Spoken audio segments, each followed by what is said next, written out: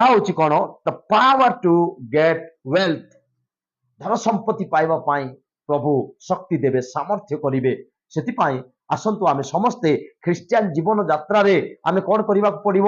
ଆମେ ସମସ୍ତେ ଉତ୍ତମ କାର୍ଯ୍ୟରେ ନିବିଷ୍ଟ ଥିବାକୁ ପଡିବ। ଦ୍ୱିତୀୟ ନମ୍ବର ବିଷୟ, ଯଦି ଆପଣ ମାନେ ଆଉ ମୁଁ ଆମେ ସମସ୍ତେ ମିଳିମିଶି ଯଦି ଉତ୍ତମ କାର୍ଯ୍ୟ କରିବା, ତାହେଲେ ପରମେଶ୍ୱର ଆପଣଙ୍କୁ ଦୀର୍ଘାୟୁ ଦେବେ। ଆଜ୍ଞା କଣ ଦେବେ? ଦୀର୍ଘାୟୁ ଦେବେ। କାରଣ ଉତ୍ତମ କାର୍ଯ୍ୟ କରିବା ଦ୍ୱାରା ଆମେ ଦୀର୍ଘାୟୁ ପାଇଥାଉ। ଗୀତ ସଂହିତା 91:16 ପଦରେ ଲେଖା ଅଛି, ଦେଖନ୍ତୁ ଦୀର୍ଘାୟୁ ଦେବେ ଆଉ ତୁମକୁ ତୃପ୍ତ କରାଇବେ, ଆମ୍ଭର ପରିତ୍ରାଣ ତାହାକୁ ଦେଖାଇବା। ସେ ଦୀର୍ଘାୟୁ ଦେବେ। ଯଦି ଆପଣ ଉତ୍ତମ କାର୍ଯ୍ୟ କରିବେ ତାହେଲେ ପୁରସ୍କାର ସ୍ୱରୂପ ପରମେଶ୍ୱର ଆପଣଙ୍କୁ ଦୀର୍ଘାୟୁ ଦେବେ। ଉତ୍ତମ କାର୍ଯ୍ୟରେ ନିବିଷ୍ଟ ଯଦି ରହିବେ